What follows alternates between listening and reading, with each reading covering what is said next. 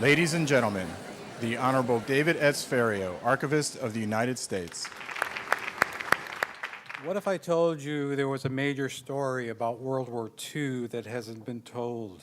A significant story at the heart of the entire war effort involving the most unlikely group of heroes you've never heard of. What if I told you that there was a group of men on the front lines who quite literally saved the world as we know it?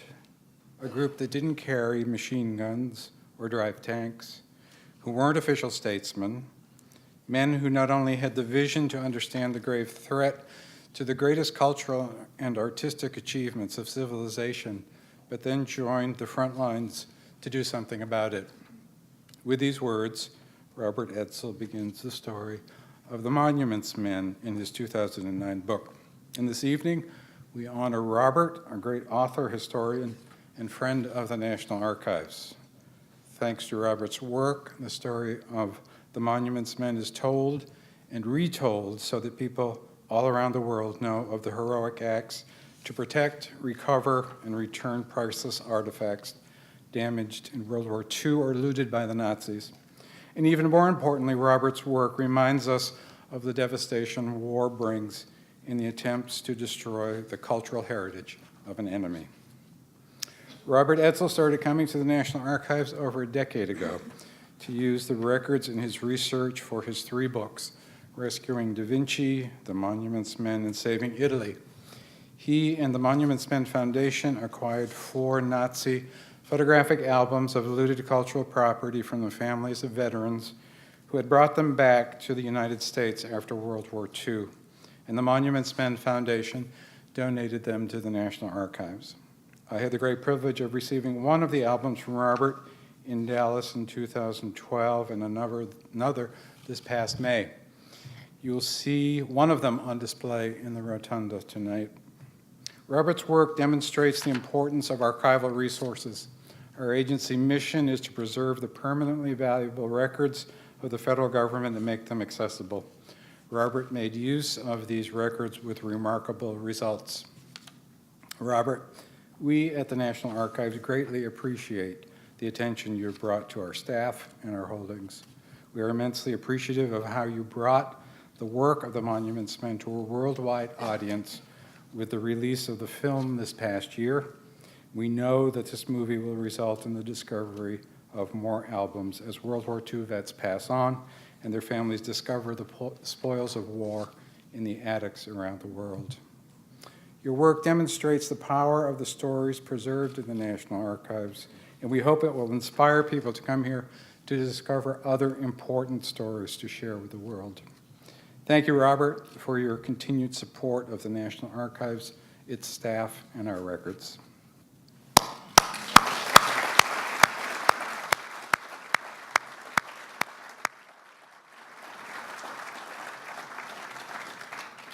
Tonight, we also celebrate the incredible public-private partnership between the National Archives and its foundation, and we have much to celebrate.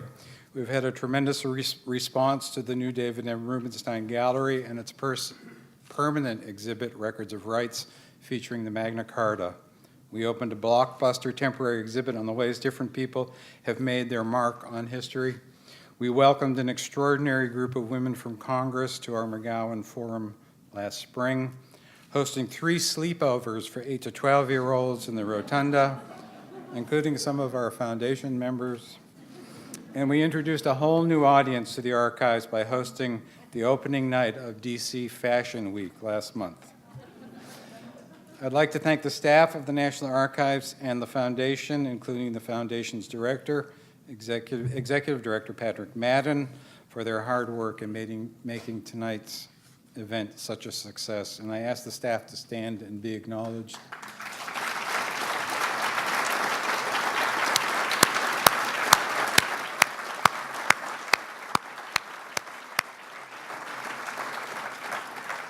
Our partners at the Foundation share our passion for educating our citizens about the important work of the National Archives and preserving our history and making it accessible to the people.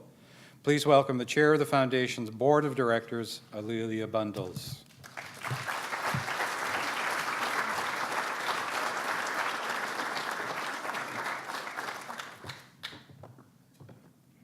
Thank you very much, David, and good evening, everybody. On behalf of the entire board of the Foundation for the National Archives, as well as our executive director, Patrick Madden, I welcome you to the 2014 Records of Achievement Awards ceremony. Please join me in thanking our partner, David Ferriero, the Archivist of the United States.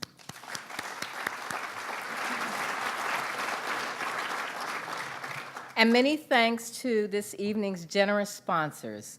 My fellow board member, Jim Ciccone, isn't able to be with us tonight, but he has been the champion for AT&T's partnership in this annual gala and so many of our exhibitions. We welcome our friends from AT&T, who I met a little earlier this evening, and we thank you for your continued participation.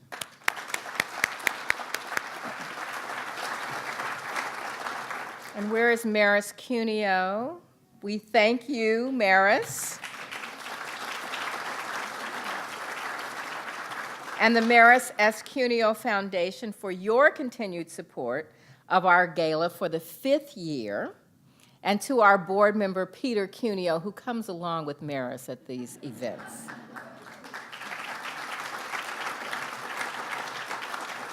We also are fortunate that our board member and my incoming vice chair of the board, Governor Jim Blanchard, and our good friend Janet Blanchard believe in our mission enough to return again as sponsors. Thank you.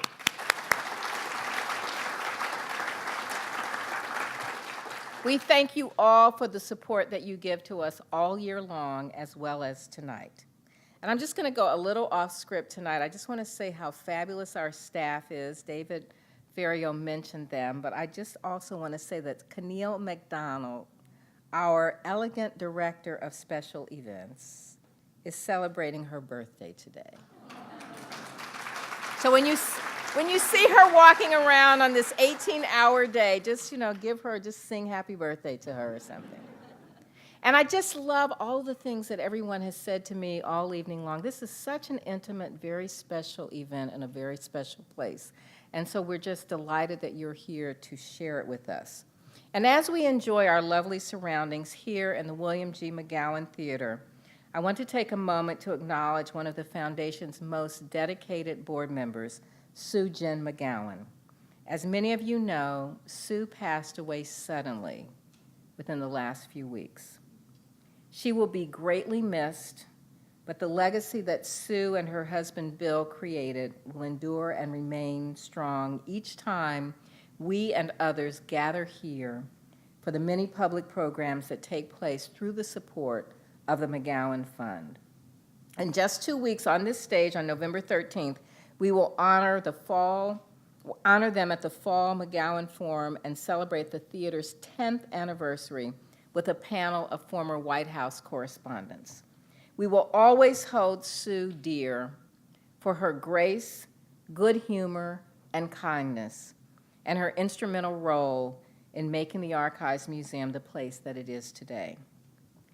Tonight, we pay tribute to Robert Edsel, author, historian, and philanthropist, who has worked tirelessly to ensure that the extraordinary efforts of the Monuments Men during World War II are not forgotten.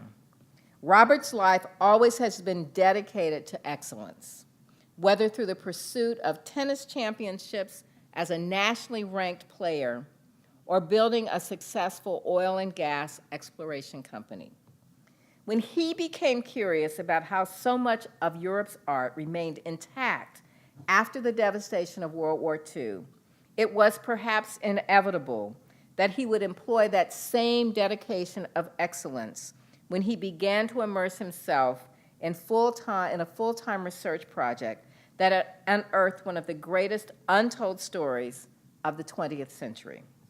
Since that moment, his work has reached audiences around the world through 3 bestsellers, an Emmy-nominated television documentary, and a feature film with an all-star cast. When he's not talking about Monuments Men, he's working to fulfill their mission to find and repatriate art looted by the Nazis. Truly an amazing journey and meaningful undertaking. The Records of Achievement Award, our foundation's highest honor, is bestowed upon an individual who not only shares our passion for history and civics education, but also values historical accuracy and relies on original records, many of them from the National Archives, to inform their work. In the true spirit of the award, we are delighted to recognize Robert Edsel for his dedication to bringing history to life and for using the resources of the National Archives to tell a story the world should never forget. Robert, we are honored to have you with us tonight. We also are honored that tonight's gala is chaired by journalist and actor Nick Clooney. As many of you know, Nick was featured in the movie Monuments Men in a poignant scene when an older Frank Stokes, the character played by Nick's real-life son, George, the other Clooney, takes his grandson to see a Michelangelo sculpture that had been discovered in an Austrian salt mine along with other looted art. It is therefore fitting that he can be here with us this evening to talk with Robert about the extraordinary artifacts that were rescued by the Monuments Men and what those brave men and women experienced in their quest to save our shared cultural heritage for future generations. Ladies and gentlemen, please join me in welcoming our honorary gala chair, Nick Clooney.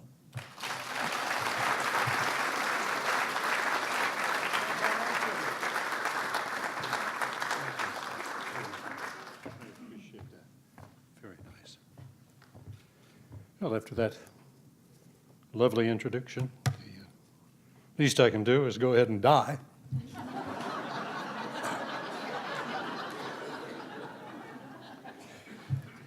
Did you write down that for the eulogy, Nina? I got to... Since we are, after all, in the National Archives of the United States, it seems to me particularly appropriate that we hew as closely as possible to the spirit and letter of accuracy. So I had better point out that every one of us here already knows that I have only one truly unique distinction. Just one. Even in this glittering assembly of accomplished people, I am the only one who knows precisely what his obituary will read.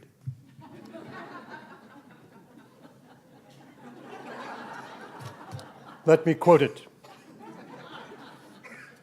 Nick Clooney, comma, brother of singing legend and movie star Rosemary Clooney, comma, father of Oscar-winning actor, writer, producer, humanitarian George Clooney, comma, died today, period.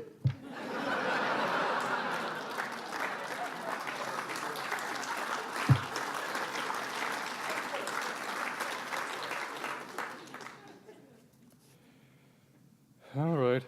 Of all the accolades already heaped upon the brow of Robert Edsel, one, it seems to me, has thus far been mysteriously omitted. I will now remedy that. Robert, I proudly proclaim, was solely responsible for my storied motion picture career. Pending the Guinness Book of World Records verification, my career at 9 words and 40 seconds screen time is the shortest on record since the coming of sound in 1927. Less is more. Thank you, Robert.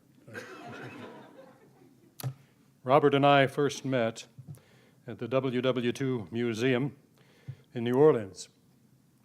I was making a speech on the anniversary of Pearl Harbor Day and Robert was talking about his already famous book, The Monuments Men. In our downtime that day and days to follow, we talked about our shared passion for the importance of remembering every aspect of World War II. We shared the belief that it was the central fact of the 20th century, and in truth, much beyond that, up to this morning's headlines. Robert was certain that one extended episode of that war was in danger of being lost in the swirl and mist of passing decades. He was determined that if he could help it, the Monuments Men would not be relegated to footnotes in dusty tomes or whatever their equivalent is in the information age. Why did he find this so important? I asked. Because, he said, it represented the best of us.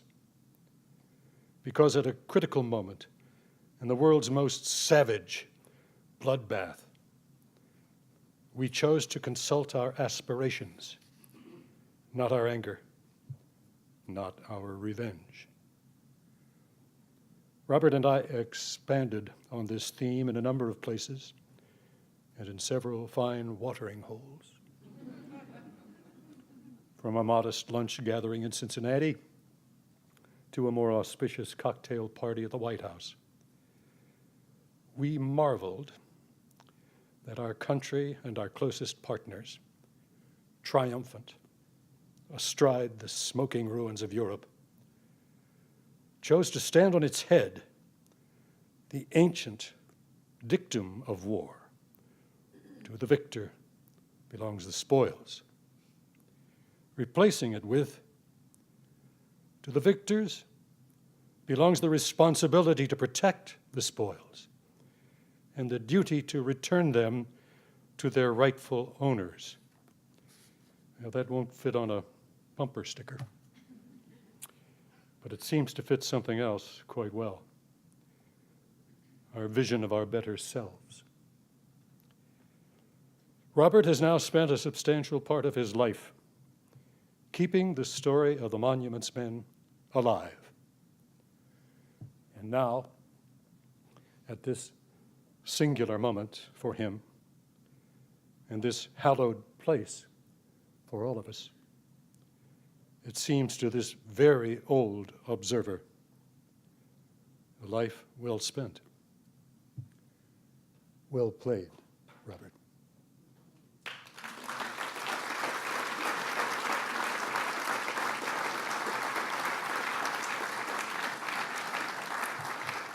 And now for more about our honoree. The Foundation has prepared, as they always do, a brief and fascinating film. Let's watch.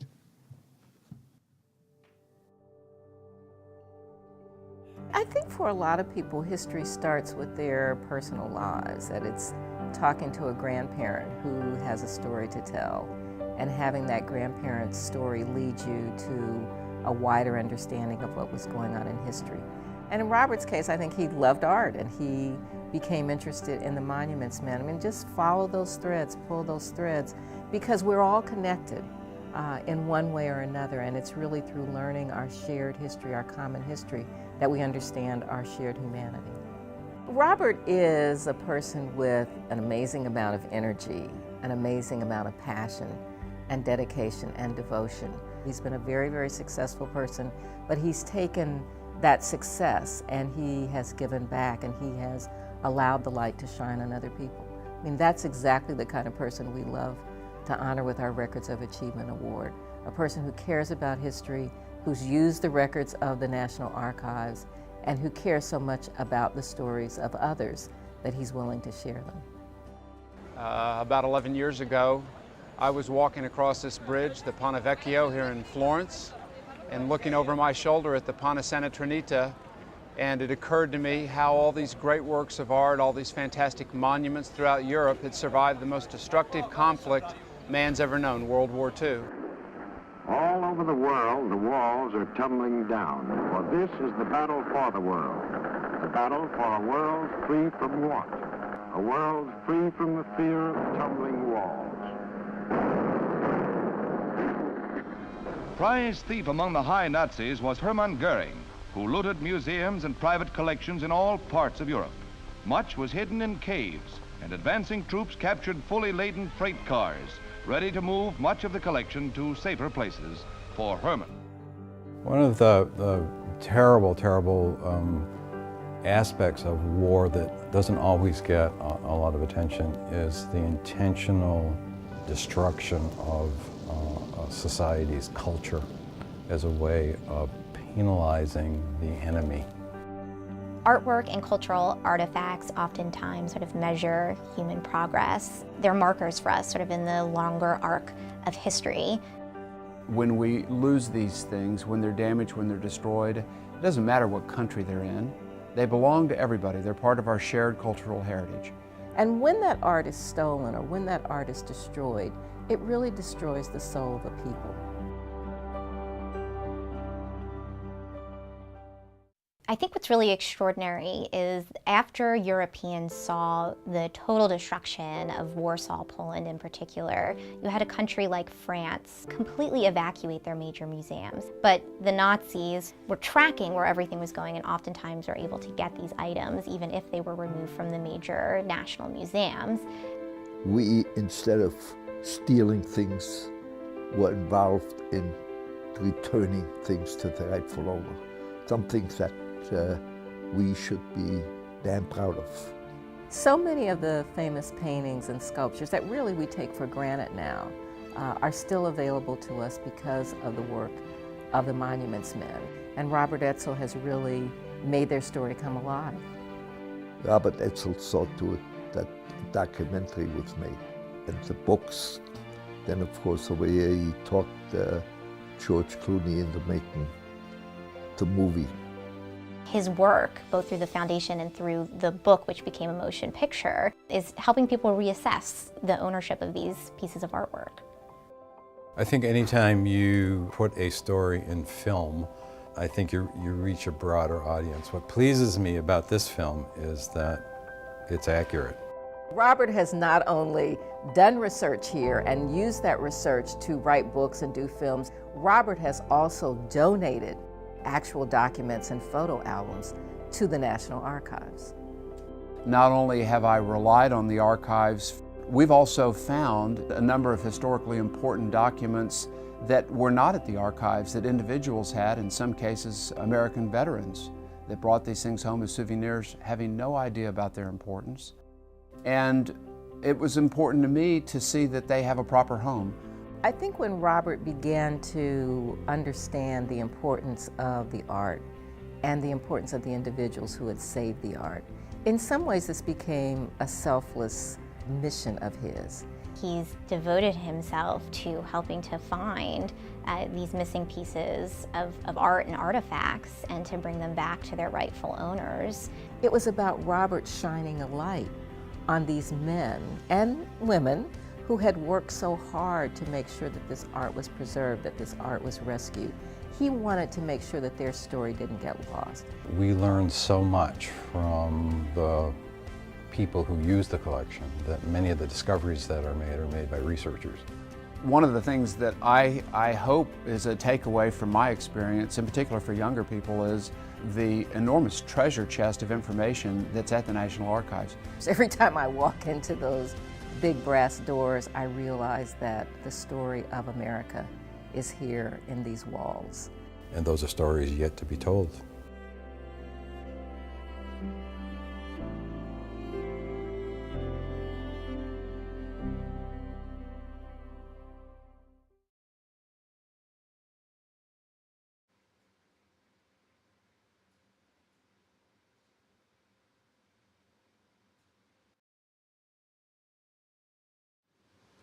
Ladies and gentlemen, the 2014 Records of Achievement Award honoree, Robert M. Edsel.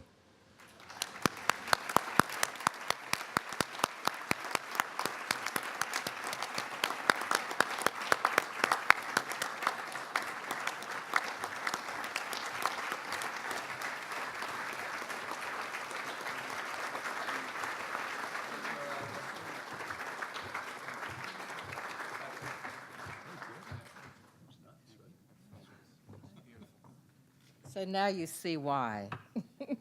Are we doing photos first? They have to give me my cue.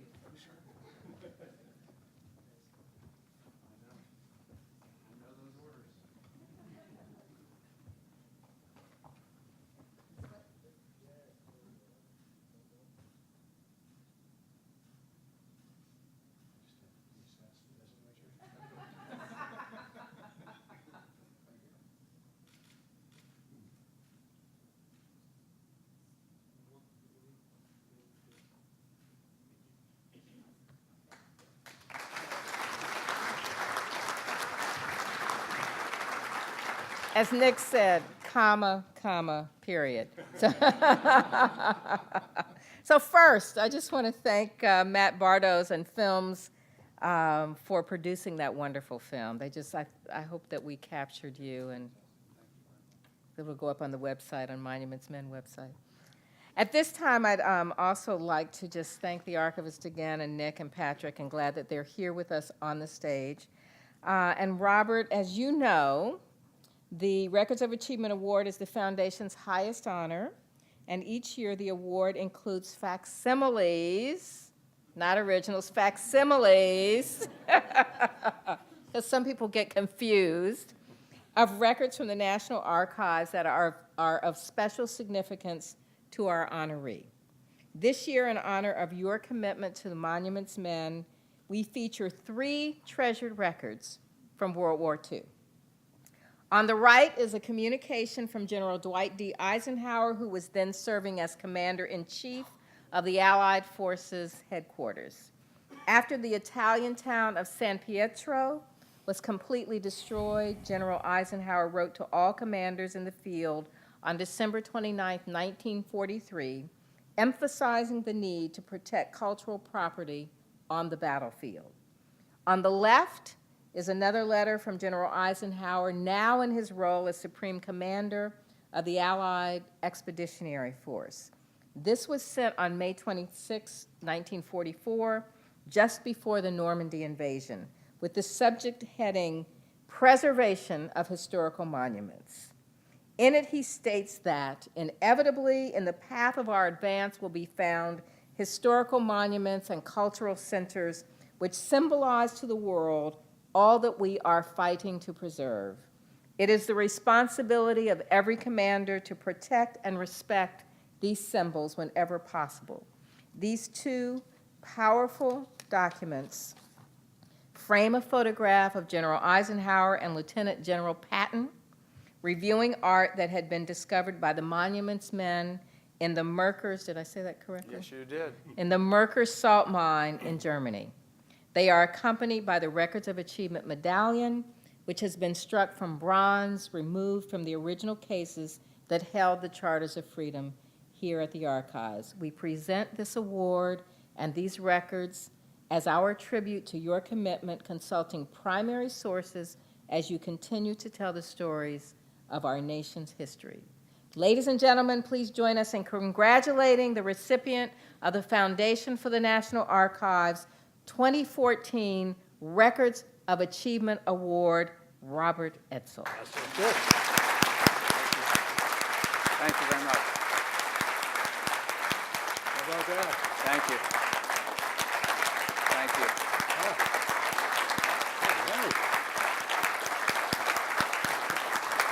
Thank you very much.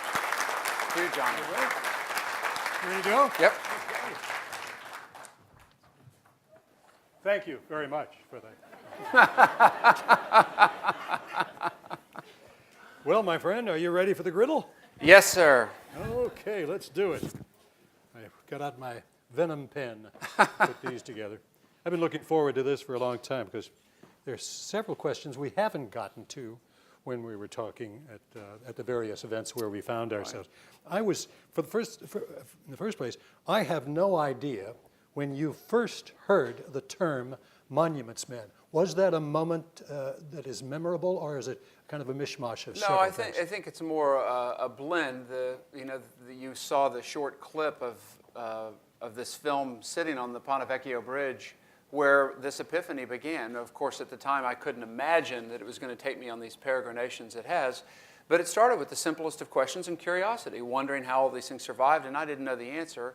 And I wasn't embarrassed about that, but I was hugely embarrassed, having been to some of these museums and churches. It had never occurred to me to wonder. And as I started asking other people that I'd made friends with who were European, they'd say, that's a great question, what's the answer? And I said, well, I don't know, but you live here, you should know.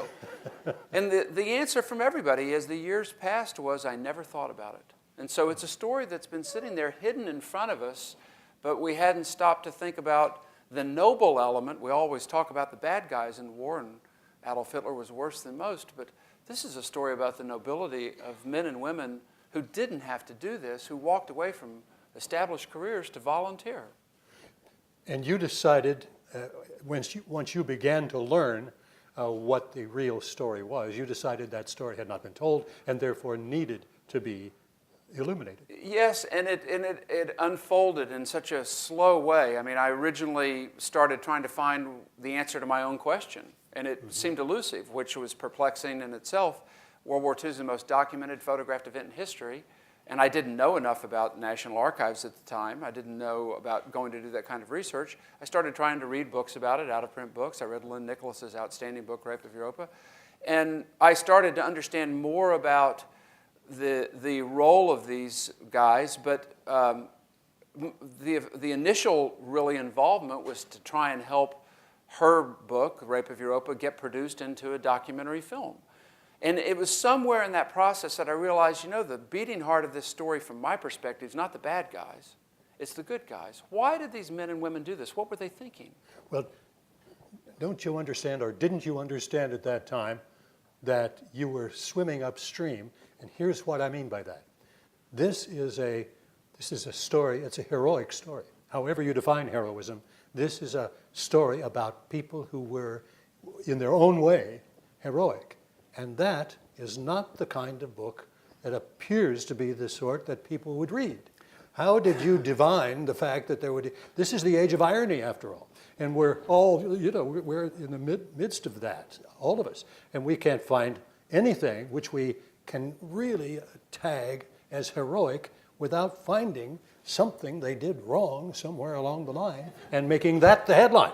You know? Well, that's true. Sometimes it's an upside-down experience. Yeah. Well, so I guess you didn't think about that, or you would never have done this. Huh? There's a lot of willful ignorance. You know, honestly, I got so involved in this at great expense in a lot of respects, and I had friends and others say, you know, you can't afford to do this, and I realized that I was just as far to go in reverse as it was to try and get through it. Of course, I didn't realize how many more years it would take before I could find a way to put this in the same language I learned it in. When I sit there and say plain English language, when I started, I'd never had a course in art history. I'd never studied art or architecture, and I did that in Florence. And I couldn't see at the time that there were these two paths in the process of colliding, a curiosity and interest in art and architecture, and the luxury of time to be reading so many books about World War II. And there was a moment when I went to go see a monuments man, Lane Faison, who was 90, he was 10 days shy of his 99th birthday. He would die on Veterans Day. He was a professor of art at Williams College and educated so many of the great museum directors in this country, including Rusty Powell, the director of the National Gallery here in Washington. And Lane Faison, his boys said, Pop's probably not going to stay awake to talk to you for more than 30 minutes. And we talked for almost 4 hours. And as I was getting ready to leave, he pulled me up to him and said, I've been waiting to tell you this story all my life. Oh, my God. And it was at that moment, if you will, that there was kind of an anointing where I realized this is what I'm supposed to be doing. I have to find a way to tell this story that engages everybody and shows them, as I understood, that this is a story that belongs to all of us. It's not my story. It's not even the Monuments Men story. It involves the preservation of things that we all treasure and value. Who helped you out at first? Who was there who was a mentor to you? Well, one of the first people I went to go see was Lynn Nicholas here in Washington, and it was kind of a humorous conversation because I knocked on her door and I said, my name's Robert Edsel. Where do you live? Well, you know, it's a simple question, but well, Florence, Italy, but I'm actually from Dallas, so what do you want? Well, I'd love to help make a documentary of your book. Well, what do you know about making documentary films? Nothing. But This don't is worry. going well so far. Yeah, I know nothing about playing tennis. I knew nothing about the oil and gas business, but I work really hard, and I'm very passionate. People like Nancy Yeide, who's one of the leading, if not the leading, curator or the person who's really defined provenance research in this arena over the last 15 years. Again, these are people that have come many years before me, as so many others did. My desire was to not write about Hitler and the Nazis per se, but also to take it out of a lot of the way that sometimes it's written about academically.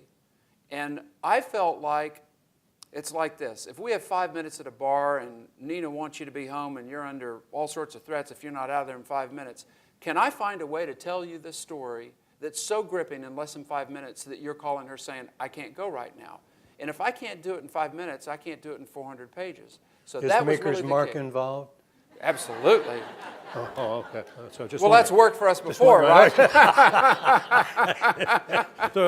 But you know, I'm holding up a red flag here, just in just one sense. This is personal. I mean, personal to you.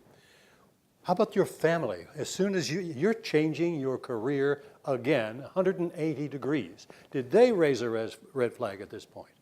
I think there was some concern about whether I'd lost my sanity again. And, you know, there's a lot of sacrifices when you're following your passions. And it is the endeavor of doing the research, the endeavor of writing is in many ways an extremely selfish undertaking, because there are so many people, and all of you all have friends who've said this, that say, I'm working on a book, I'm writing a book, but no one ever gets it done. And the only way you do get it done is you have to shut off a lot of the things that you're glad to shut off, but you also shut off a lot of things that are really important to you. And my son, I had to sacrifice time with him. I sacrificed time with my mother and my dad and friends. I lost a couple of friends along the way that felt like really I'd lost the plot. A couple of them came up with clever phrases about, you know, declare victory and go home. You've done enough. You said after Monuments Men there'd be a film, and that if there was, then you'd stop. And I said, you know, be patient. Eventually, I believe it will happen. But there were some dark, dark days along the way. And nonetheless, was there support? Would you say steady support from the family? Absolutely, steady support. And you know, I had so many friends that felt like, if you could quit, what would you do? And I said, well, I'd probably take a few weeks off, and then I'd be right back doing exactly what I'm doing. Of course. Yeah, the obverse of what we're talking about. Who was there to discourage you? Who said, this will never work, why are you wasting your time? Well, I heard of that a lot. I mean, my very first book, Rescuing Da Vinci, I had to self-publish because I went to New York and talked to publishers there, and their first reaction was, well, no one really cares about World War II anymore. And I said, well, no, I don't think you're right, because for the last 5 years, I haven't had a healthy lunch or dinner because I ask people ask me what I'm doing, and I tell them a couple minutes. Then I say, what are you doing? Forget what I'm doing. Go back to the salt mine. I want to hear the rest of the story. And I never had someone say to me, well, I already know this. You know, I'm not interested in hearing it. And then the second comment was, it's already been done. And I said, hey, look, save me from myself. Tell me the name of the book, and I won't do it. So I realized that the self-publishing, although it was a painful decision and it was a bad business decision, it was essential because coming from an arena that I don't have any degree in art history, I don't have any experience writing, not a historian, but the photos, you can't argue with them. People know the David, they know the Leonardo's Last Supper, but they've never seen them juxtaposed as they were in World War II. And it was a way of luring people into this story in the way that we all learn today, which is visually, and allowing that to be my CV. And it really proved a critical component and a foundation from which to then start the story I really wanted to tell, which were these individual stories. What were these guys and these women thinking to volunteer for this, to be this new kind of soldier, one charged with saving rather than destroying? That's fascinating. Oh, there's something in there that resonates with me, and I bet there is with virtually, I'd say, every person here. I think exactly what you said does obtain. For instance, when people ask me, I've been a reporter all my life, when they ask me what school of journalism I went to, I have to pause and tell them exactly the same one Edward R. Murrow went to. 0. No play. I went to work at 16 in broadcasting and in news, and I think that you have the passion to do this. The rest of it will work itself out. Well, you have to, I mean, look, if you're going to be successful in anything, I always say, strive for perfection, but settle for excellence. But if you're going to do that, you have to... You just threw that one away. Did you notice that? Just tossed that out there. Look, there are four pencils out already. But if you're going to do that, there are a lot of sacrifices that go along with it. I mean, you don't become a good golfer, a good tennis player, a good broadcast announcer. Nothing comes without the hard work. And I believe you can get the most disciplined person in the world and Navy SEALs, whatever. At some point in time, if the passion's not there, they'll last longer than anybody else, but they're going to say, okay, this is not doing it for me. And passion is that glue that when you're in the trench and it seems like everything is going against you, and you seem like you're beyond the give-up moment, it keeps you in the game because you love doing this and you realize maybe a very, very small way, as Mother Teresa said, you solve hunger one mouth at a time. We can't, I wish I could come up with a quick solution for solving preservation of cultural treasures around the world, but the only way I'm going to do it's one step at a time, and that's to engage people. And the National Archives has been ground zero for the source documents I wanted to for talk to telling you this about story. that. I wanted to talk to you about that. Since we're here, we're preaching to the choir, obviously, the people here. But still, perhaps there should be a moment for you to be able to say to this assemblage what the National Archives have meant to you. Well, no National Archives, no story about the Monuments Men. And all the positives that are going to flow from the books, George Clooney's film, they just wouldn't be told. The soldiers of World War II, when they arrive in these salt mines and caves and castles where they find millions of stolen objects, and also almost 1 million objects belonging to Germany, who was the country that was the greatest beneficiary of what the monuments officers did, these things, the soldiers didn't realize when they're picking up documents that they're tampering with a crime scene. No one could see it as a crime scene at the time, the greatest theft in history. But we now know that's what that was. And after the war, the documents of the monuments officers, both those that they wrote, their field reports, individual monthly reports, photographs taken by the Signal Corps, and then documents that they found that were German documents, including these albums that were the primary document for the part of the Nuremberg trials for the prosecution against damage to cultural property.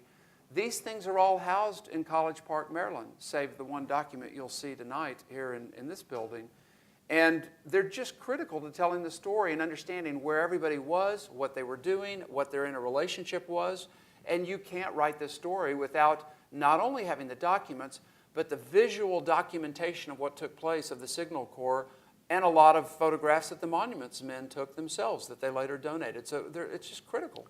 Did you find when you started doing research yourself regularly, did you find, as I'm sure so many of us have, that as soon as you delved into the research, you suddenly realized the story you were going to tell isn't there? You're following something to its logical conclusion, and it's an entirely new story. I realized in trying to help get the Rape of Europa funded and getting that documentary done that my interest in the story about this period wasn't in the telling of the thefts and the bad guys. It shifted to wanting to tell the good guy story and tell it exclusively, to talk about the nobility of what these people did and why they did it. And then, of course, in the events that followed the American-led invasion of Iraq in 2003 and our failure to protect the cultural treasures, the National Museum, the National Archives of Iraq, it was so frustrating for me because here, not to make light of the difficulties in Iraq, in a small regional conflict, we weren't able to do with the troop force that we had what we were able to do during World War II with a handful of men with no tools of technology, no jeeps. And I realized the power of the story, which is what motivated me to create the Monuments Men Foundation. That we honor these men and women, but we also complete their mission. And we do that not only trying to find some of the hundreds of thousands of documents and works of art that are still missing and get them back to the rightful owners, including National Archives, but more so try and reestablish the gold standard that they set for the protection of cultural treasures in future conflicts. That's the role of the foundation. That's the ongoing work. And if I have some measure of legacy, it's going to be the work of the Monuments Men Foundation. I've got to find out what the time situation is because my eyes are so bad, I can't find the young man who's supposed to be holding up his hands, telling me how many minutes I have. I couldn't count I couldn't see his hand. How can I find the fingers? It's time for me to shut up and let him. I get that. Okay. All right. It's time for me to hurry, but I can't do that. I do have to find out the differences and the difficulties between the various platforms on which you have operated. The documentary, as you pointed out, co-producer of that. Also, the books that you wrote. And how about the movie? You know, these are entirely different platforms. You're trying to tell parts of the same story, but the way they are delivered is entirely different. Was there conflict there? Well, I think that it takes a degree of malleability as a storyteller to figure out how you're going to go about doing this. I mean, that's the brilliance, in my view, of Ken Burns, David McCullough, Tom Brokaw, certainly Steven Spielberg, great storytellers. Now, they're also outstanding in their own medium. Here, you know, I've worked in several of these different things, and I'm always amused when someone comes up, and it doesn't happen very often, but someone will say, well, you know, the George Clooney film that you were involved in, they have this criticism, that criticism, and I say, look, you know, thank you for identifying yourself as a graduate of the School of Get a Life.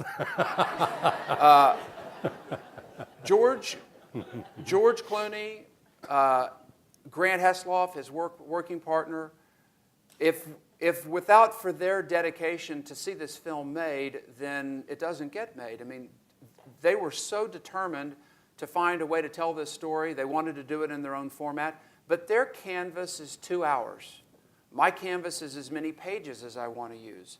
In the case of the documentary filmmakers, Actual Films, who made an outstanding documentary of Lynn Nicholas's book, you know, they have what it turned out to be 2 hours, driven for television, so that's a different medium in and of itself. They're all different, and you have to approach them differently, and they involve compromises to the storytelling. In my case, I've got to find a way to make the narrative gripping, and I always felt like if people buy the Monuments Men book and they can put it, and they can't put it down, then I've done a dutiful job of telling the story the way I learned it, because when I learned it, I still think it's the most exciting story I've ever heard. I think George Clooney felt like it was one of the most exciting stories he ever heard, and he and Grant wanted to find a way to bring it to the feature film. But that was a massive challenge because these guys were never all in one place. It covers the geography and time horizon of several years. You can't do that in 2 hours, so there had to be adjustments, but they respected the overarching principles of the story. And that was the only criteria I laid down at the beginning, and they were absolutely dedicated to it. And the adjustments of who did what to whom and time, places, they really don't matter. They found a way to broaden the telling of the story to reach the film shown in more than 100 countries. It's reached people young and old alike, and it's done it because they found a way to be great storytellers to tell this very complicated and complex story. And they expended a year of their lives to do it. More than, I mean, George had at least 2.5 years that this was the only project he was focused on. He and Grant dedicated so much of themselves, and I mean, everyone that loves preservation of cultural property is going to have a debt of gratitude, and I've told this to them, I've told it to other audiences, you've heard me say it. George wanted to make this film. There were plenty of people in Hollywood that didn't, and it was through his resources and his passion, once again, there's that word, and Grant's passion to find a way to tell the story and let audiences around the world embrace it for the exciting and important story that it was. You should hear one small part of that filmmaking story that perhaps you don't know. Some of you, the ones who have seen it, perhaps have seen me playing my son's something. I don't even know what I was. But at any rate, George he was actually going to do that as a joke, using me in the film, because he does jokes all the time.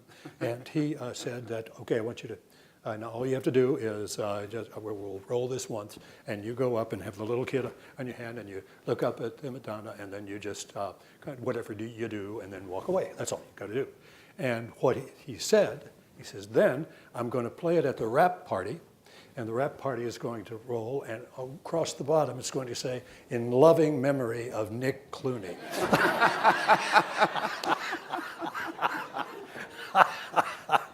Kid's got a rotten sense of humor. Yeah, well, he takes after his dad, right? There's the one thing, and we're going away. I have to do this with you. Look, I had so much more. These were great. You should have. Okay, your turn. Your turn to answer Harry Truman's question. Is any piece of art, worth the life of a human being? No, I don't believe so. And I think the Monuments Men were resolute in that. And I didn't fully understand this. You know, it's such a gripping question because it has all this sense of drama, which we love, of someone running into a burning building to try and run out. But Dean Keller, Monuments Men Dean Keller, who I wrote extensively about in Saving Italy, my last book, who was such a hero of World War II. This man, 42 years old, with an established career as a professor of art at Yale and a painter himself who'd lived in Italy between the wars, who goes overseas and leaves behind his 3-year-old boy and won't see him for 3 years. Doesn't know that he'll see him again. And he saw all these 20-year-olds running around who were his superior officers, the same age of the kids he was teaching at Yale. And he writes numerous letters to his wife referring to the boys, how proud he was as an American to see an American tank pass by and see one of the boys pop out of the tank. How saddened he was to see a helmet lying on the ground next to one of the dead boys and reach in and find a letter written to this boy's mom. And he wrote after the end of the war eloquently about this and said that he didn't believe that any work of art or any monument was worth the life of one single American boy. But risking your life to fight for a cause was absolutely worth it. We fought for democracy, we fought for our freedoms, and we fought also to preserve the cultural treasures that define who we are. And I think these monuments officers didn't want to lose their lives any more than any of the 20-year-olds did, but they were prepared to take that risk, 2 of whom were killed in combat, to do their job in trying to preserve these things for us. And I think that's the right answer. It's the risk. It's the risk. It's the risk. Ladies and gentlemen, I hope you will help me now thank this gentleman here for this single-minded effort. Thank you. Thanks so much. Good. We're supposed to sit here. Okay. Have a nice dinner. Thank you very much. That's for you. Good job. Good job. We'll see you at dinner. Not so fast. What's for dinner? Oh, wait a minute. You got the check? That was perfect. That was just absolutely perfect. So how many have seen Monuments Men? Okay, well, so there's almost everybody. If you haven't, please see it on Netflix. Where else can they see it? They're just, anyway. Everywhere. Everywhere. Read the book. My living room. I'll bring the bourbon. We need George's tequila. That's right. That's right.